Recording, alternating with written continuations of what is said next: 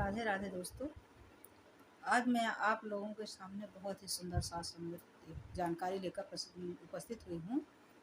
और आप लोग ध्यान से सुनिए, सुनने योग्य ही बात है, बहुत अच्छी है। और ये सुनिए कि किस काष्ठ की लकड़ी से हरी चंदन बनाया जाता है और हरी चंदन का महत्व क्या है जीवन में। हरी चंदन का महत्व क्या है। चंदन तो कई प्रकार के आजकल आ रहे हैं, केसरी युक्त, अष्टगंध, मलयागिर, देवी चंदन, सभी तरह के चंदन आ रहे हैं। और जो सब को भगवान सभी जो भगवान को प्रिय है, सब तरह के चंदन। तो एक उसमें से एक हरी चंदन जो हम सब अपने घर में ही उसको तैयार करते हैं और शास्त्र सम्मत है, शास्त्र की लिखी हुई बात है। तो हरी चंदन का पहले होता क्या है, किस काष्ठ की लकड़ी से बनाया जाता है, तो वह तुलसी की लकड़ी से बनाया जाता है। तुलसी की लकड़ी से श्री हरि विष्णु जी को बहुत ही प्रिय हरी चंदन है। हरी चंदन जो है विष्णु जी को आप विष्णु जी, शालिग्राम, कृष्ण भगवान, राम जी की मूर्ति, जितने भी राम कृष्ण हरि की मूर्ति है उन सब को बहुत प्रिय है। शालिग्राम जी को, विष्णु जी को बहुत प्रिय चंदन है वो हरी चंदन। तो तुलसी आप देखते हैं तुलसी जी का वृक्ष अक्सर सूख जाया करता है, तो आप उसको रख लीजिए। उसकी लकड़ी है, उसकी जड़ है, जो जड़ मोटी तरफ है और ये तना है, जड़ जो है ना उसको आप रख लीजिए धुल के बढ़िया। उसको जो पतली पतली रेसे हैं उसको काट दीजिए, मोटी वाली जड़ आप रख लीजिए। और जो चंदन घिसने का वो सर तो उसको अलग रख लीजिए। उसमें थोड़ा सा हल्दी और कुमकुम, लाल वाला सिंदूर जो है, कुमकुम जो आता है, तो उसको एक शीशे में मिला के रख लीजिए, हल्दी कुमकुम। और वो लकड़ी रख लीजिए एक कुर्से में। और जब आपको लगाना हो विष्णु भगवान को, शालिग्राम को, तब उस थोड़ा सा हल्दी कुमकुम मिला वाला वो उसको डाल दीजिए। अब उसमें और गंगा जल डालिए या सादा जल डालिए, उसमें डाल के उसमें घिसिए। जैसे मलयागिरी चंदन को घिसते हैं लगाने के लिए, तो उसमें घिसिए और घिस करके नाम का अंगुली से विष्णु भगवान को लगाइए।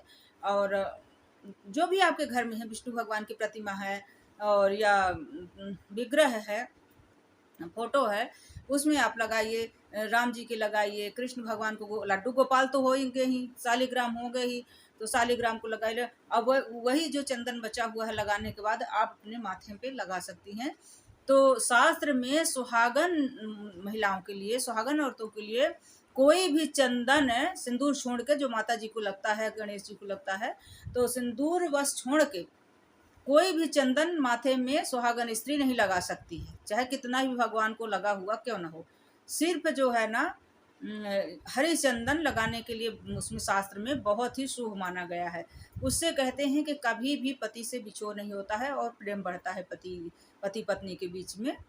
और तो उस शास्त्र में तो यही लिखा है, और नियम से लगाया जाए। नियम नियम नियम तो आपको पकड़ना पड़ेगा। कोई भी नियम के बगैर कुछ भी नहीं होता है कि 2 दिन 4 दिन लगाए छोड़ दिए, ये किए वो किए, कभी भूल गए कभी नहीं लगाए। नियम बनाना पड़ेगा किसी चीज़ का। तब उसको आप घिसिए और घिस कर भगवान को पहले अर्पित कीजिए, लगाइए उनको नाम का अंगुली से। जिससे विष्णु भगवान की प्रतिमा है, विग्रह है, कृष्ण भगवान का है, लड्डू गोपाल जी हैं, शालिग्राम जी हैं, राम जी हैं, कि सबको लगाइए। और फिर वही चंद जो लगा दिए हैं, और लगाने के बाद जो अंगुली में है तो आप अपने माथे में लगा सकते हैं।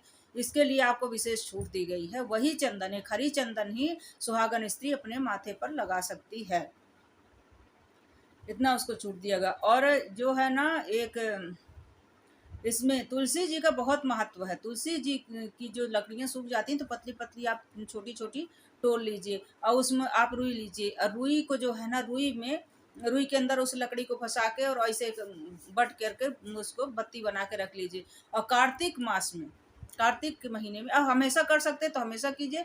कार्तिक मास में आप शालिग्राम जी के पास उसमें घी डालकर जला दीजिए। और लड्डू गोपाल जी के पास रख के, राम जी के पास, विष्णु भगवान के पास। कार्तिक मास में तो विशेष लाभकारी है। और अगर 12 महीने आप लगा सकते हैं दीपक, तो उस तुलसी के जो काष्ठ होता है ना, उसमें थोड़ा रुई ऐसे बट लीजिए, पतला सा हल्का सा, और फिर घी डालकर उसको जला दीजिए। वो काष्ठ जब जलेगा ना तो मतलब परमात्मा की प्राप्ति होती है। उससे भी, और उसी के साथ आप अगर मंत्र जाप करेंगे, ओम क्लीम कृष्णाय नमः, उससे बच्चों की स्वास्थ्य अच्छा होता है।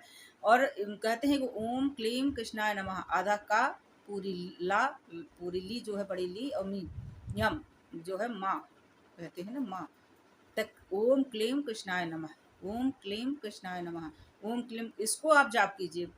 तो कहते हैं कि इस मंत्र का अकाट्य है, श्रीमद् भागवत जी में है कि इस मंत्र का आप अगर निरंतर अपने मन में धारणा बना लेते हैं, पहले तो आपको भूलेगा बहुत दिनों तक, दिमाग से उतर जाएगा कौन सा जपे थे कौन, फिर आपको फिर जब याद आ जाए फिर कहिए ओम कृष्णाय नमः, अंदर ही अंदर अंदर, वो आपकी एक प्रकृति बन जाएगी, आपको मतलब आदत में ही आ जाएगा कि वो आप किसी से बैठे हैं, बात कर रहे हैं, व्यवहार कर रहे हैं, कुछ काम कर रहे हैं, लेकिन आपका जाप निरंतर चल रहा है। उससे शास्त्र में लिखा है कि एक बार भगवान को दर्शन देने के लिए आपको आना पड़ेगा, है भगवान आपके पास जरूर आएंगे, और मित्रों के पहले भगवान आपको दर्शन देंगे, और जिसको भगवान दर्शन दे देते हैं तो उसका क्या कहना है, फिर तो वो लोक धाग में ही जाएगा भगवान का दर्शन पाने। अगर साक्षात नहीं देते तो सुसुप्ति अवस्था में देंगे। सुसुप्ति अवस्था कहते तुरीय, जागृत, सुसुप्त, एक तुरीय अवस्था सुसुप्त अवस्था होती है, तुरीय जागृत सुसुप्त होती है। तो जो है ना वो एक सुसुप्त अवस्था होती है। सुसुप्त अवस्था का मतलब होता है ना आप जाग रहे होते हैं ना आप सो रहे होते, बीच के होते हैं, तब आप स्वप्न देखते हैं। तो उसी स्वप्न में भी भगवान श्री हरि आकर आपको साक्षात दर्शन देंगे और आपकी मुक्ति हो जाएगी, आप गोलोक धाम में चले जाएंगे। और तुलसी काष्ठ का एक तो आप हरी चंदन बना सकते हैं, एक आपको हम बता दिए कि आप बत्ती बना लीजिए, उसके अंदर बट लीजिए रुई के अंदर, और घी डालकर भगवान के विग्रह के सामने, शालीग्राम है, लड्डू गोपाल हैं, राम जी हैं, श्री हरि लक्ष्मी पद विष्णु भगवान हैं, उनके सामने आप दीप जो है प्रज्वलित कर सकते हैं। उससे भी आपको स्वर्ग की प्राप्ति होती है। और कार्तिक मास में 1 महीने तो आप जरूर से जरूर जलाइए। आपका जिस तरह से तिली का तेल लंबी बत्ती डालकर, तिली के तेल की लंबी बत्ती डालकर आंवले के पेड़ के नीचे जलाने से कार्तिक महीने में आपको लक्ष्मी प्राप्त होती है, आपके घर में लक्ष्मी निवास करेगी, आपकी दरिद्रता दूर हो जाती है। तो लंबी बत्ती चाहिए कहीं उसमें, रुई की लंबी बत्ती डालकर तिली के तेल का दीपक संध्या के समय आंवले के पास लगाइए। अगर आंवला आपके दूर है वो है तो आप नर्सरी से एक छोटा सा पेड़ ला करके गमले में आप रख लीजिए छत पे, उस पूजा की पूजा हो जाएगी, आपको फल मिल जाएगा। और दूसरी बात, आप जो है ना माला बनाइए तुलसी की। जो जब तुलसी का वृक्ष सूख जाता है, जब तुलसी माता सूख जाती हैं तो उनके जो डालियाँ होती हैं तो वो थोड़ा सख्त हो जाती हैं, तो उसको आप लाइए, टोरिए, उनको छील उल के पानी में आप 2-3 दिन डाल दीजिए। वो छोटी छोटी लकड़ी जो है ना आप पानी में डाल दीजिए। पानी में डालने के बाद आप फिर उनमें छेद कीजिए। तो आप मतलब अगर 10 गुरिया में छेद करेंगे तो 2-4 गुरिया में तो हो ही जाएगा। कोई कोई सी होती है, गांठ होती है तो नहीं हो पाता है, नहीं अक्सर जो है ना हो ही जाता है। तो आप वो करके छोटी छोटी उसमें गाढ़ इतनी सी गुड़िया आप बना लीजिए, इतनी सी। और कोई भी आप माला धारण करते हैं, जो कोई जिसे जो कोई जनेऊ पहने हैं तो आप जनेऊ में बांध लीजिए, अलग से बांध सकते हैं कंडी में, गले में तो अलग से बांध लीजिए। अलग में आप शर्म लग रही कि कोई देखेगा तो कहेगा बड़ा भक्त जानी है। आजकल लोग मजाक भी बहुत उड़ाने लग गए हैं। धर्म कर्म में निकलेंगे तो सबसे पहले घर वाले ही आपको मजाक बनाएंगे और हंसेंगे और वो करेंगे, कटाक्ष बोलेंगे। तो इसलिए आप छुप के बना लीजिए। छोटी सी इतनी सी गुड़िया रहती है, इतनी सी पतली सी लकड़ी की आप बना लीजिए तुलसी जी की, और आप जनेऊ में बांध लीजिए। जनेऊ तो वैसे भी शुद्ध रहता है।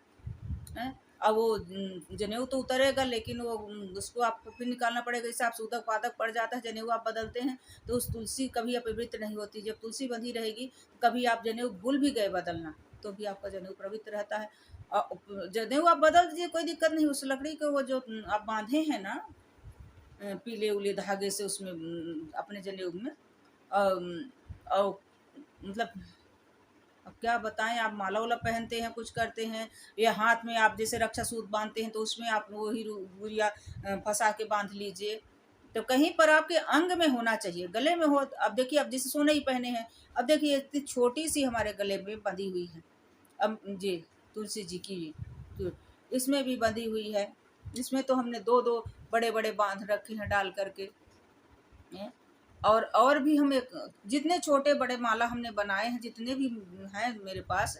और वैसे भाई तीरथ उरथ में जाते हैं तो रेडीमेड पहन के जाते हैं, तो हम उसमें भी सब एक एक गुड़िया हमने बांध रखा है कि कोई भी माला मेरे गले में होगा, चाहे रेडीमेड हो चाहे वैसे हो। जैसे बाहर जाना पड़ता है, सोना चांदी नहीं पहन के जा सकते कहीं पर, अपनी सुरक्षा के दृष्टि से।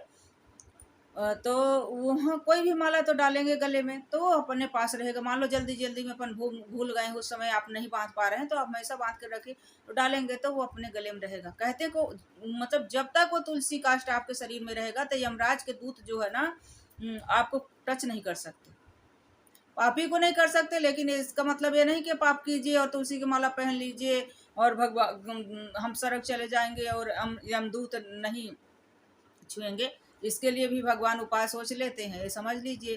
क्योंकि हिरण्यकश्यप को वरदान था ब्रह्मा जी का कि न दिन में मरेंगे न रात में मरेंगे, न ऊपर न नीचे, न अस्त्र से न शस्त्र से, न मनुष्य से न पशु से, हैं था ना धरती में भगवान के बनाए हुए किसी से नहीं मरेंगे, हैं न अंदर न बाहर न ऊपर न नीचे। बहुत कुछ वरदान मांगा था उसने। लेकिन उसके लिए भी भगवान ने सब कुछ, न 12 महीना में नहीं मरेंगे तो 13वां महीना तैयार कर लेते हैं भगवान, अधिक मास, हैं? और ऊपर नीचे नाखून से खुद किसी को अवतार नहीं देते, बनाते स्वयं ही बन के आ जाते हैं। न नर है न मनुष्य है न पशु है, कुछ भी नहीं है, न अंदर न बाहर, ढेरी पे रख के मारते हैं। न अस्त्र से न शस्त्र से नाखूनों से पारते हैं, न ऊपर न नीचे, गोदी में रख लेते हैं। तो वो कहीं भगवान ये मत सोचिए कि हम पाप करेंगे, पाप करना नहीं छोड़ेंगे, अपने आप को नहीं बदलेंगे, अपने आप को शास्त्रसम्मत नहीं करेंगे और अपने आप को धर्म कर्म में नहीं लगाएंगे, तुलसी की माला पहनकर बच जाएंगे तो भगवान ऐसी व्यवस्था कर देंगे कि जिस दिन आपकी मौत होगी तो उस दिन तुलसी की माला टूट के गिर जाएगी या कोई उतार देगा या कुछ हो जाएगा, उस दिन आप पहनना ही भूल जाएगा। ऐसा भी हो सकता है जब आप अच्छा कर्म करेंगे, धर्म कर्म करेंगे। पिछले जन्म का जो हो चुका सो हो चुका, इस जन्म का सुधारिए आप। तो अगर इस जन्म में भले आप तकलीफ भोग रहे हैं पिछले जन्मों के कारण, किसी के सताए हुए हैं कि किसी अपने पूर्व जन्म की वजह से आप अगर दुख कष्ट भोग रहे हैं, तो आप यकीन मानिए अगर आप अच्छा कर्म करते हैं तो आप सुखी हो जाएंगे और अगले जन्म में आपका जन्म सुधर जाएगा, या तो मोक्ष हो जाएगा, या तो आप जो इस जन्म में कष्ट भोगे हैं वो कष्ट में नहीं आएंगे। और अगर धरती में आएंगे तो और भी घोर कलयुग आने वाला है, तो कोशिश ये कीजिए कि आप भगवान का दर्शन कीजिए और अपना मोक्ष कीजिए तो ज़्यादा बेहतर रहेगा शास्त्र के हिसाब से। और मैंने आपको ये आज हरिचंदन की महिमा बताया है और तुलसी माता की महिमा हमने आपको बताया है। कथा आप सब जानते ही हैं कि बिंद्रा थी और वो जलंधर उनका पति था और वो अत्याचारी था, लेकिन वो प्रतिबद्धता की वजह से उसको नहीं मार पा रहे थे भगवान। लेकिन भगवान को छल करना पड़ा तो करे, क्योंकि अत्याचार मिटाना भगवान का सर्वप्रथम कार्य है। अत्याचारी का अंत करना कार्य है, उसके लिए उनको कुछ भी करना पड़ेगा। जैसे महाभारत युद्ध होता है तो महाभारत युद्ध में भगवान भी छल का सहारा लेने को कहते हैं कौरवों को। अब भीष्म पितामह को छल के साथ गिराया गया था, हैं द्रोणाचार्य को छल से मारा गया था और उसको कर्ण को भी छल से मारा गया था, उसका रथ का पहिया धस जाता है। दुशासन को भी छल से ही मारा गया था, हैं? क्योंकि गदा युद्ध में कमर से नीचे गदा चलाने का प्रावधान नहीं है शास्त्र के सम्मत में, तो क्योंकि उसे जांघ तोड़ना था, जांघ तोड़ रहे थे उसके पाप के कारण, हैं? तो कई ऐसे उन्होंने तो छले कपट कर करके मारा था। इस वजह से भगवान ने भी साम दाम दंड भेद दिखाया। तो दुराचार को मिटाने के लिए भगवान कुछ भी कर सकते हैं, भगवान स्वतंत्र हैं। उनको कहा गया है कि परम स्वतंत्र न सर पर सोई कोई, भाव ही मन ही करम तुम सोई। जैसे जब जो है ना नारद जी को मुंह होता है और विश्व मोहिनी के विवाह के लिए वो रूप भगवान से मांगते हैं और मतलब जही विधि हो नाथ तो मोरा, बड़े उससे कहते हैं छिपे भाव से कि जही भीति हो नाथ तो मोरा, करूँ सुबह दास में तोरा। तो अब वो खुद मांगते हैं, भगवान ने नहीं ऐसा। अगर कहते कि हमको रूप दो, हम शादी करने जा रहे हैं, विवाह करेंगे, तो भगवान देते। लेकिन उन्होंने भी तो वरदान मांगा है कि जही विधि हो नाथ तो मोरा, करूँ सुबह दास में तोरा। तो प्रभु अंतर्जामी है, मतलब दास का हित किसमें है? नारद जी के हित बाल ब्रह्मचारी थे, उनका हित यही को बाल ब्रह्मचारी रहे, भगवान का भजन करें। तो उन्होंने वो वर मांगा और भगवान ने दिया, उसमें प्रभु का कोई छल कपट नहीं था। वहां पर उन्होंने जो भक्त ने मांगा है वही उन्होंने दिया है। तो वहां पर फिर वो क्रोध के वशीभूत होते हैं। माया, भगवान की माया जो है ना उनको भ्रमित करे रहती है। जैसे शंकर जी के पास जाते हैं, सुनाते हैं कि हमने काम को जीता है, तो शंकर जी मना करते हैं कि हरि से मत कहना, क्योंकि हरि बहुत उनकी माया प्रबल है। तो वो परीक्षा लेते हैं, तो वो फिर भी कहते हैं, नहीं मानते हैं। तो वो विश्व मोहिनी का निर्माण किया जाता है, उनको माया को भ्रमित किया जाता है और माया के वशीभूत होकर वो श्राप देते हैं, क्योंकि श्राप को श्रीधार करना है भगवान को राम अवतार में, श्री राम अवतार में। पत्नी को वियोग लेना है, वानर सेना की सहायता लेना है और रावण के यहाँ दुराचारियों को जा जा के मतलब जंगल में सब राक्षसों का विनाश करना है। तो वो सब अपनी लीला स्वयं रच लेते हैं। तो वहीं पर कह देते हैं, वो थे तो क्रोध में, लेकिन कहा तो बहुत अच्छी वचन है कि परम स्वतंत्र न सर पर सोई कोई, अभाव ही मन ही करम तुम सोई। आप स्वतंत्र हो तो सही बात है, उसमें भी एक संत कभी झूठ नहीं बोलते, वो भी कहते हैं कि आप बहुत स्वतंत्र हो, आप को जो इच्छा होती वही करते। तो भगवान की इच्छा के आगे किसी की इच्छा नहीं चलती है। ये छोटे छोटे उपाय हैं और शास्त्र सम्मत हैं और आप अपने करने योग्य हैं और अपन कर भी सकते हैं। अपन मनुष्य अपने मनुष्यों के लिए ही बनाया गया है सब कुछ, शास्त्र वेद ग्रंथ। नहीं तो भगवान ने तो कर दिया जो कर दिया। ये लीला क्यों रची गई, लिखित क्यों हुई है, वर्णित क्यों हुई है? ये सभी हम जैसे प्राणियों के लिए ही है। अब दुराचारियों को अलग से भगवान देंगे, धर्मात्मा को अलग से दिए। जिस भी अवतार में आए हैं, जो जिसकी भावना जैसी रही, भगवान ने उस हिसाब से उनको जन्म मरण तरण वरण सब कुछ किए हैं। तो आप सभी करिए और हम सबसे आप विदा लेते हैं। आप सभी से राधे राधे। आगे भी हम इसी प्रकार की जानकारी देती रहूँगी और मैं फेसबुक के पेज पर भी इस वीडियो को डालूंगी और यूट्यूब और फेसबुक में जो चैनल उसमें भी डालूंगी। आप लोग सभी लोग फॉलो, लाइक, सब्सक्राइब और कमेंट करिए अच्छे अच्छे। और आपको कौन सी जानकारी क्या चाहिए, क्या आप पूछना चाहते हैं, जो कुछ आपकी इच्छा हो बिल्कुल आप कहिएगा, लेकिन अच्छा आप कमेंट कीजिए और बताने की आपको कोशिश करूँगी अपनी बुद्धि के अनुसार, जो कुछ सुना है, पढ़ा है, सीखा है, महापुरुषों के मुखार बिंदुओं से श्रवण किया है। जय श्री राधे, जय श्री राधे। कृष्णार्पण मस्तु।